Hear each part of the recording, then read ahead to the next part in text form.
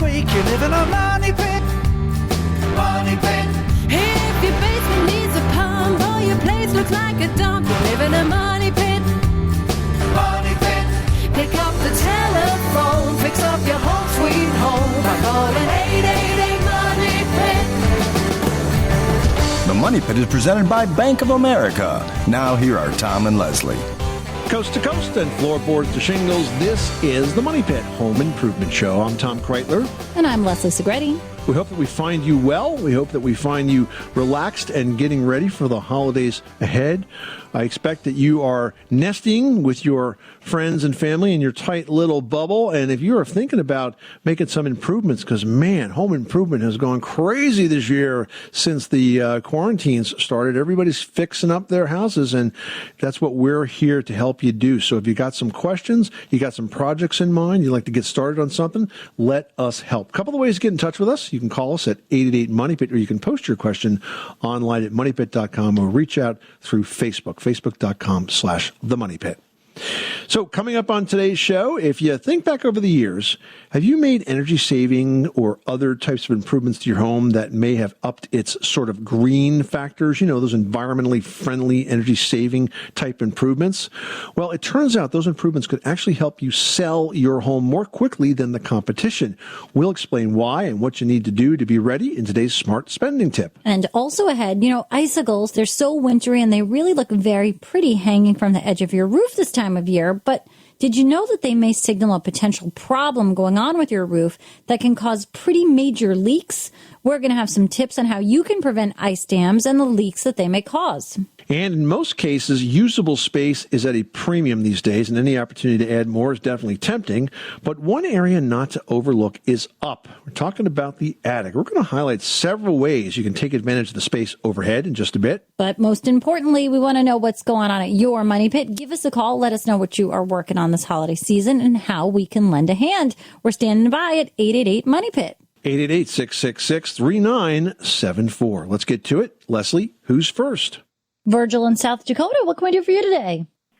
Hi, I've got an old home that I am restoring and renovating and remodeling. It's over a century old, and part of the process has been installation of a relatively high energy efficient furnace. Okay. And I just got it started, and was away from the home for a while, came back, and everything was froze solid. The exhaust had developed a plug of ice, and the furnace would not run. Ooh, that's not good. No, that's for sure. Anyway, the contractor that installed it rerouted the pipe so it would go through a heated room instead of up in the attic. Right. And so I have it going above the lay-in ceiling over my bathroom. So I've got probably a foot to a foot and a half, an inch and a half exhaust pipe sticking out of the side of the house. And I'm wondering, am I going to have a problem with that? And if so, how can I prevent it from happening again? Yeah, that's a good question. In this situation, I would turn to the manufacturers, making sure that you follow the recommended installation instructions for this type of a system. With a high efficiency furnace, what happens is you take so much heat out of that exhaust gas that what's left is mostly water vapor, like 80% of it or more is water vapor. And so that's why you have to be able to have a way to deal with that. Now, if that pipe is in a heated area, if it's insulated, that's going to stop the ice from forming. But of course, it's dangerous if it does form, because if you can't exhaust the gas, then that's going to shut down the furnace, which is a safety switch, basically. So, right. I would make sure first that the contractor has installed that venting consistent with the manufacturer's recommendations, which I'm sure you can find on their website. There are very detailed instructions on that sort of thing. And secondly, I would just watch it now and see what happens. Time is going to tell. Kind of a vacation home, and I'm not there for a good part of the time, so I can't be out checking. Right, yeah. Do you have a smart thermostat for that house? No, there's no internet there. That's too bad. I was going to suggest that this would be a great application for a smart thermostat that can monitor the temperature in the house, so you'll know if it's working or not. My other choice might be if I put in one of those smart outlets that turns on at 35 and off at 45, and if it turns on at 35, maybe one of the neighbors would see a flashing red light or something. See a light, yeah, exactly. Yeah. Listen, I think that you need to work with the contractor and the manufacturer to figure out why this is happening. But I do suspect that venting has to be run through a heated area, and it's got to be better insulated. Okay. Well, he did have it insulated, and it was in the attic, which is totally unheated. So he did move it down to a heated area, and I can even move the temperature up a little bit by lifting one of the tiles and only in ceiling in the winter. All right. Well, good luck with that project. Thanks so much for calling us at 888-MONEY-PIT. Marilyn, you've got the Money Pit. What can we do for you? We are a military family. My husband's in the military, and I'm a stay-at-home mom to 5 kiddos, and we homeschool. And basically, in the past when we've moved, we've always bought a house, and basically, thinking that if you pay yourself, it's better than paying someone else. However, we're moving to Illinois this time, and the property taxes are quite excruciatingly high, and we're just trying to decide if it's better to buy or to rent this time. So do you know how long your husband, well, first of all, thank you for your service and your family's service. Do you know how long you will be in the Illinois area? Well, it could be anywhere from 2 years to 3, 4, 5. You never know with the military, Yeah. Because, you know what the risk is. If you buy a house and then it turns out you have to move again, if you can't sell it, or if the market turns and it ends up not being worth what you paid for it, you could get underwater pretty quick on that. And so in circumstances when you're in the military, I think a lot of times it does make sense to rent, because the other thing is you don't want to have to move out of there, now need to carry 2 houses, maybe find yourself being a distant landlord to a property. These are all difficult scenarios that you really want to avoid.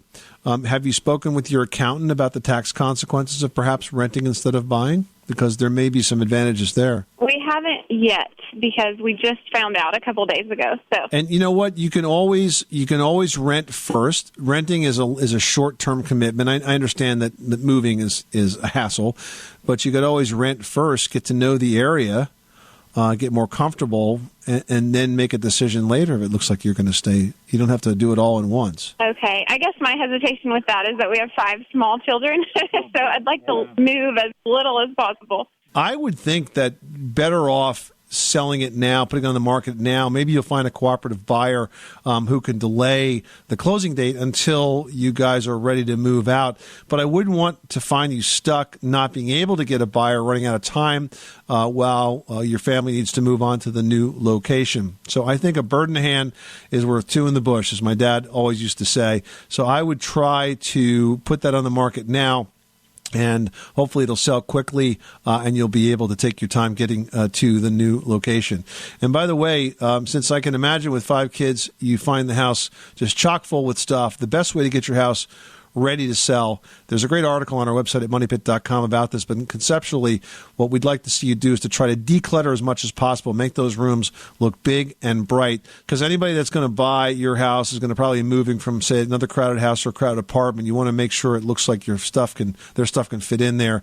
And then if you have any rooms that need to be repainted, just choose neutral colors for the same reason. Make it look open and inviting, and that will help you sell the property as quickly as possible. Heading out to Pennsylvania, where Andrew has a question about replacement windows. How can we help you? I was calling because I had a house that was built like 1850s, and I had 31 windows in the house, ranging anywhere from 32 inches to 58, and some of them are as big as 4 feet by like 7 feet. And I might be selling it in 5 years, and I was wondering how much equity of the windows, replacing them would kind of add towards the house, if it was worth doing. And because the house was $179,000, I put an addition on it. I only got $6,000 back on it when it reappraised. And I just don't want to take a bunch of money into something I don't think I'll recoup. And my question is, I had a bunch of estimates and contractors, and I had a bunch of contractors, and they all range, a lot. But the windows are leaking really bad, so I'm sure it could recoup the cost by replacing them. And the estimates are anywhere from like $22,000 to $39,000. So I guess, how much is a fair price to pay? Does it matter who I have to do them?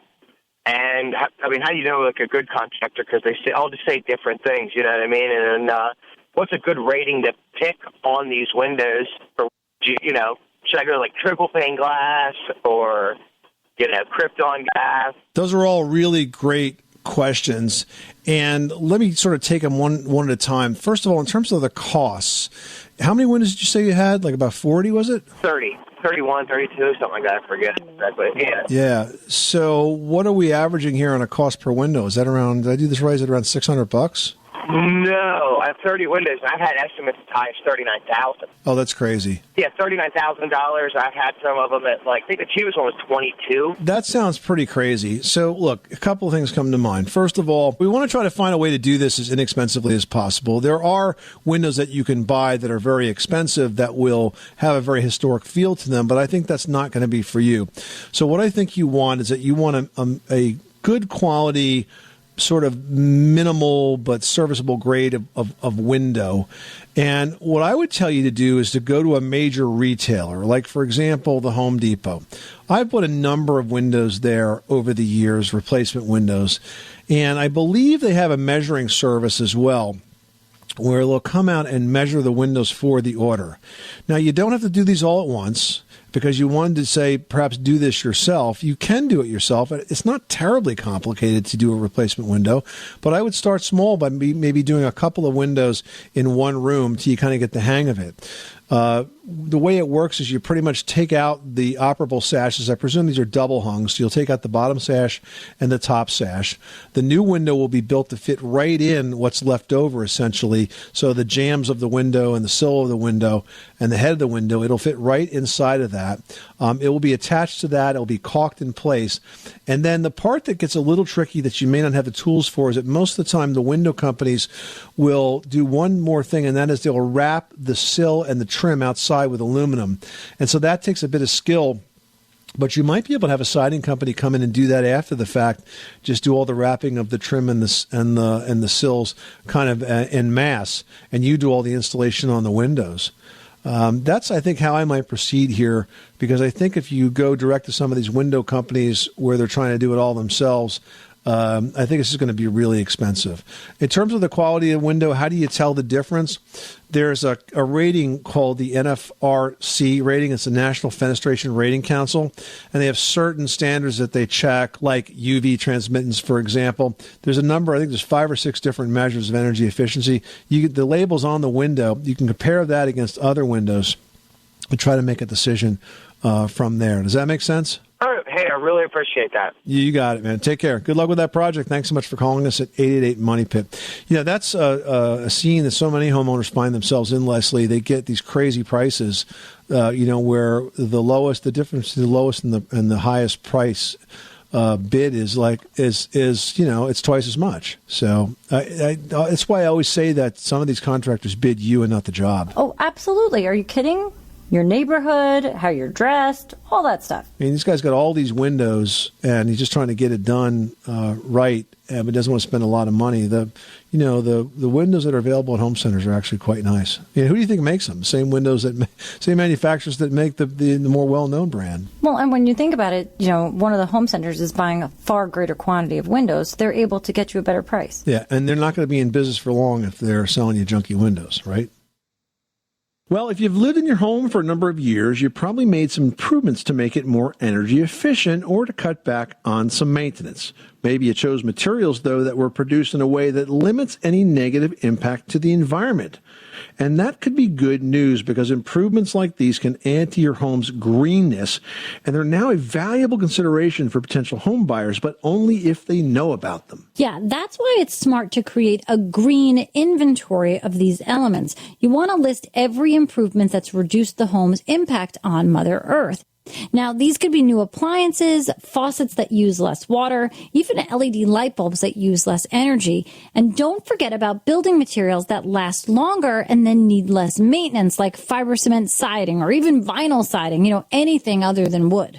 Well, that's right. So here's what you should do. Create a green inventory. Document every element listed out and have that available for review by potential home buyers. You can bet that the neighboring homes you're competing against are not going to do this, and buyers will be impressed, and you might just get the sale over competing houses that are next door because you took that step. And that's today's smart spending tip, presented by the Bank of America Cash Rewards credit card. We're all shopping our essentials online these days. Get rewarded for it with the the Bank of America Cash Rewards credit card. You can choose to earn 3% cash back on online shopping. Visit bankofamerica.com/more rewarding to apply now. Now we're going to South Carolina, where Caroline's on the phone with a question about oak flooring. What can we do for you today? I have an old house built in 1940, hardwood floors, and I've got two almost holes near the living room door and on into the hallway here where each room meets. The hallway is the center. I have this iron grate. It's about 2 feet wide and 3 feet long, and that's where the return is for the heating and air conditioning. And the wood seems to be caving a little bit around that. And I was wondering, can he fix that back as good as it was? I mean, is it possible to fix that back as good as it was, the way they built it in 1940? Or will there be a problem around the return? Are you still using that return? Is that still an active part of your heating and cooling system? It is. So, yeah, certainly when you have worn out oak floorboards, sometimes they'll wear through or they'll become insect damaged. They absolutely can be rebuilt the same way they were when they were originally installed. It's a bit of a tricky carpentry job, but it's not too terribly difficult. What the contractor has to do is he'll cut out the old board. Usually you'll use a circular saw, you'll plunge cut down the middle, and then use a chisel to kind of break it out. And then putting the new board in is a bit tricky, especially if it's tongue and groove, which most of them are, because what you have to do is you have to cut the back of the groove piece off so that you can sort of put it in and overlap the older piece with that, because you can't use one that's a full groove, because obviously you can't get it in there. It's like trying to put in a puzzle piece. But you cut the back of the groove side off, and then it becomes sort of a lap joint. You drop the new board in. Now, if there's one tricky part, it's really just in the finishing. I had a floor that was much like that, where we had an old floor furnace that took up a big space in the middle of the room. And so we were able to frame that out and actually put new hardwood floor in there and sort of feather it almost like a finger joint with the original floor.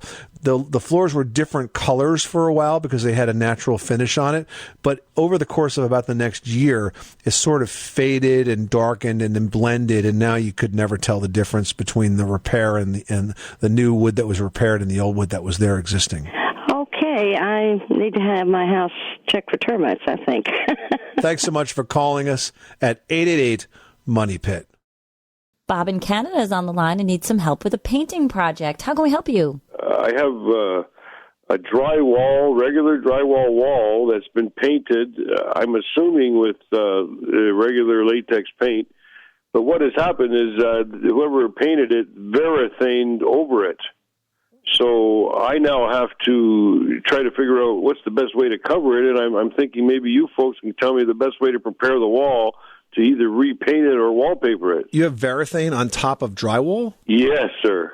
So it's like a super shiny surface? Yeah, what it was is they did all kinds of different, sponge painting and feather dusting and all this other wild kind of paint. Actually, one wall, I really like it. It's a mural, but the varathane over the years, I guess it was about 15 years ago they did it, and the varathane is really yellowed.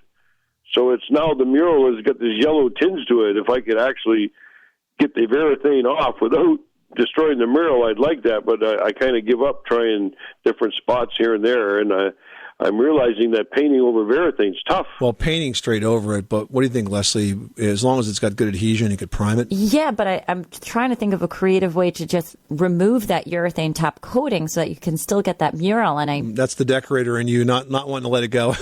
I know. I mean, if he likes it, I want to figure out a way to make it stay. You know, a part of me would almost say reach out to a local university that has an art history or an art restoration program. Thing. Yep. Mm-hmm. And find out what they might do, because, you know, they're able to remove layers of paint on, you know, masterpieces of work that are hundreds of years old and, you know, valuable beyond belief. Yeah, I think that's the hot ticket. You have to understand that the primer has different qualities than the paint. And so if you tried to paint it, I wouldn't expect the paint to stick to that old finish. But if you used a good oil-based primer or solvent-based primer, you should get very good adhesion to that wall surface. And then on top of that, once it dries, then you could use a latex wall paint. Well, I certainly will give that a shot.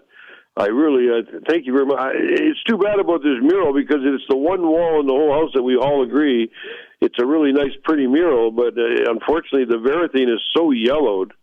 So maybe I'll call the University of Windsor here in Ontario and ask them if they, can help me out. Maybe they can give me a solution. Yeah, exactly. Maybe it's a worthwhile painting you have on there, and they'll be willing to restore it for you. Well, you never know. Maybe that university student will someday become famous. That's right. All right, Bob. Good luck with that project. Thank you very much for accepting my call. It's our pleasure. Thanks so much for calling us at 888-MONEY-PIT.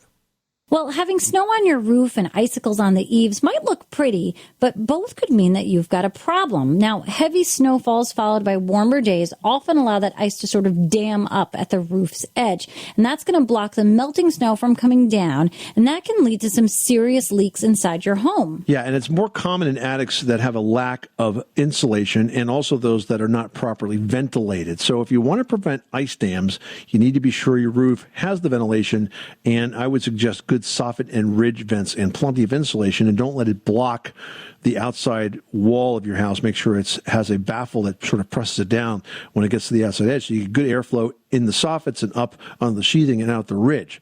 Now, if you plan to replace your roof soon, you want to be sure to have the contractor install ice and water shield. Now, that is a roofing product that goes from the roof edge up about 3 feet under the roof. It's sort of an extra layer of protection against ice dams because that's where the water leaks happen. Now, if you live in a southern climate, an ice and water shield underlayment can actually help protect you as well, and it protects against leaks from heavy wind-driven rain, like the type you might get during a hurricane. And seeing this crazy active hurricane season we've just had, this really is a good investment that could help you out a lot.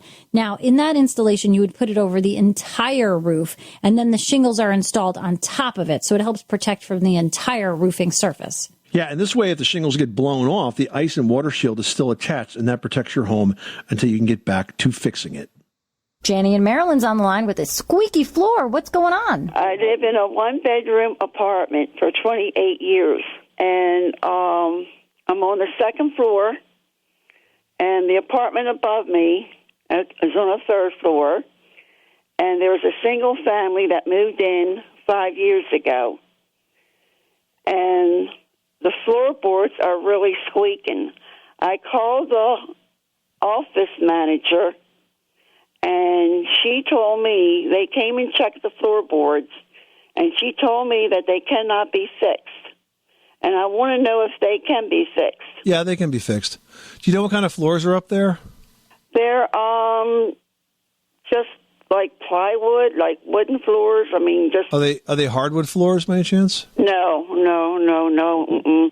Is it plywood that's like under carpet? Right, exactly. So I think the answer is not that they can't be fixed, but she doesn't want to fix it, because here's what has to happen. The reason you get squeaks in floors is because the board is either rubbing against the beam below, or it's rubbing against another board if it's the case of sort of multiple layers of plywood in this scenario, or the nail that was used to attach the plywood to the floor joist.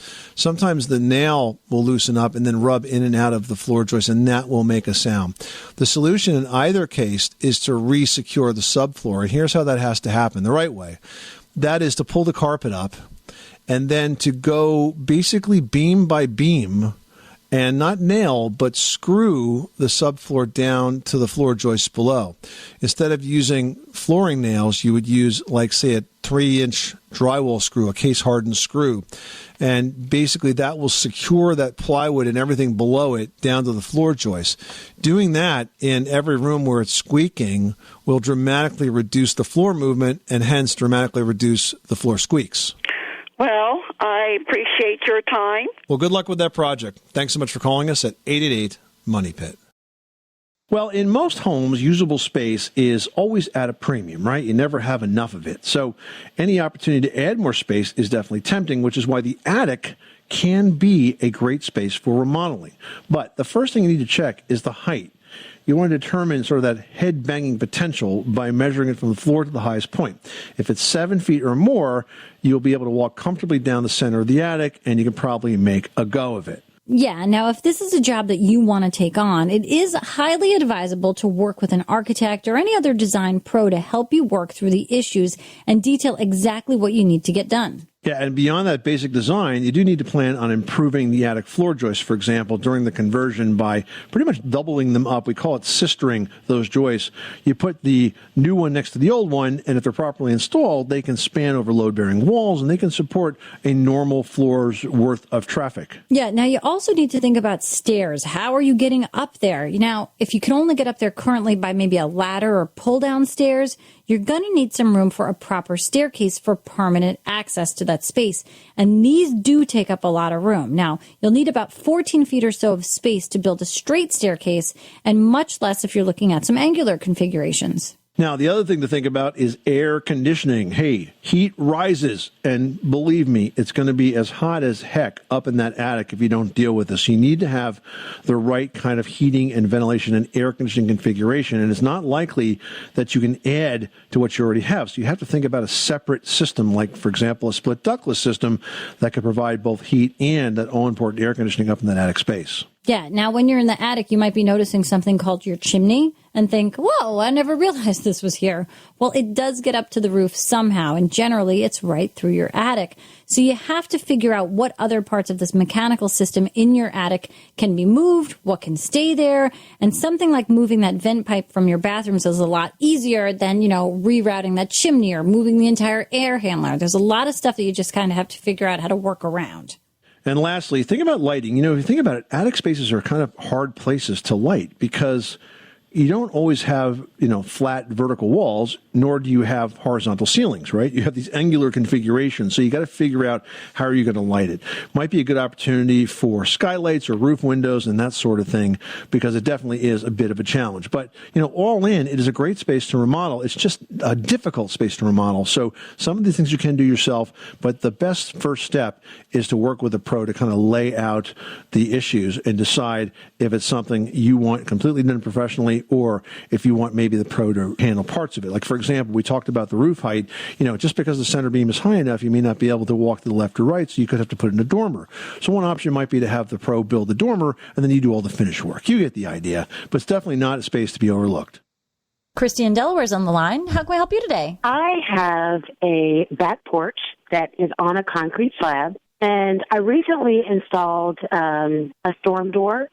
It's a 36-inch door, and, the bottom of the door has the built-in weather stripping, but, it was installed and everything's fine, but there's pieces of that concrete slab right where the door is that over time has chipped away, and more specifically in each of the corners.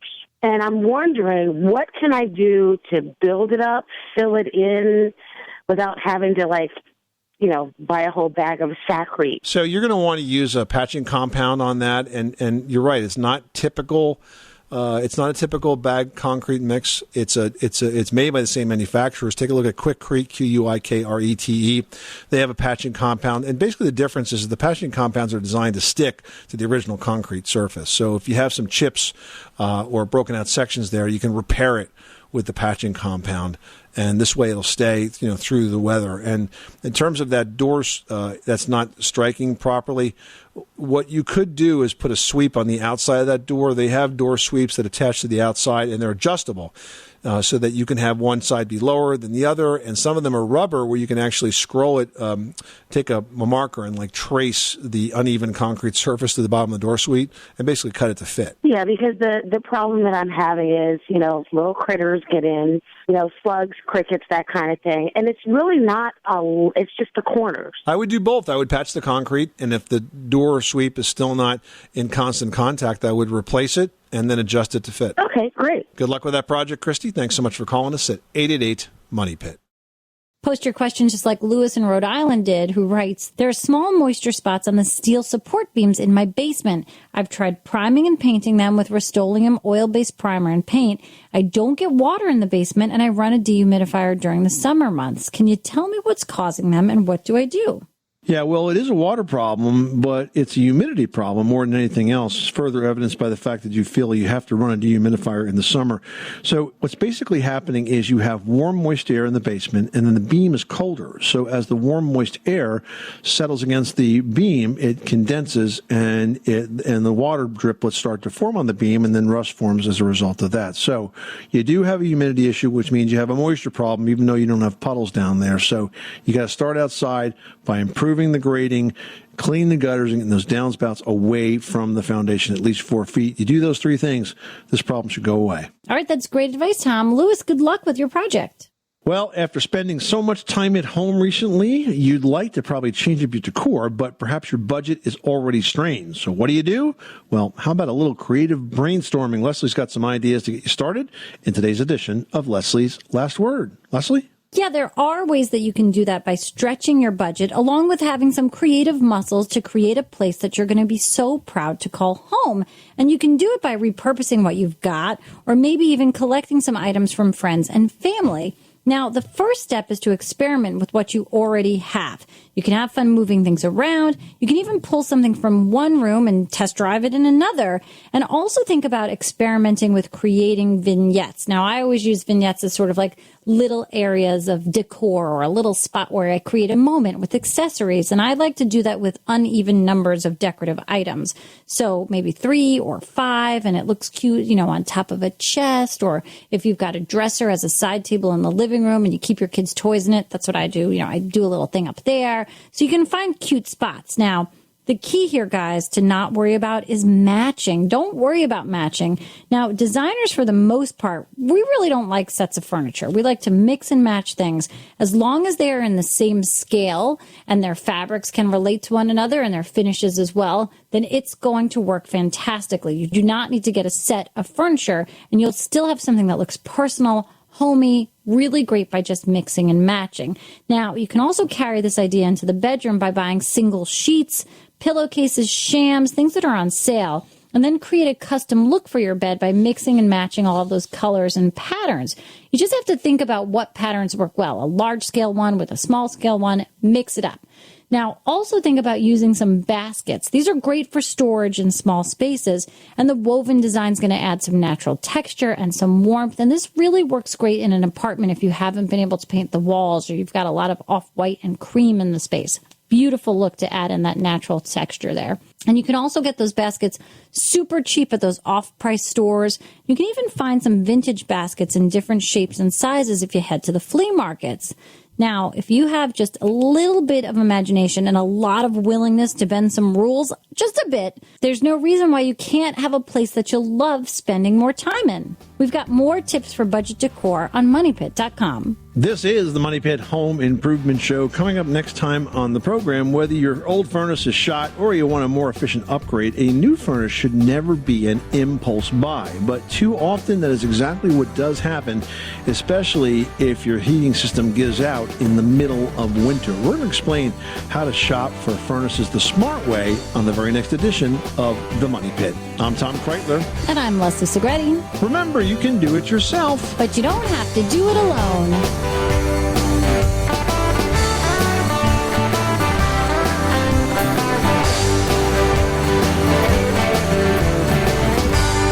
You live in a money pit.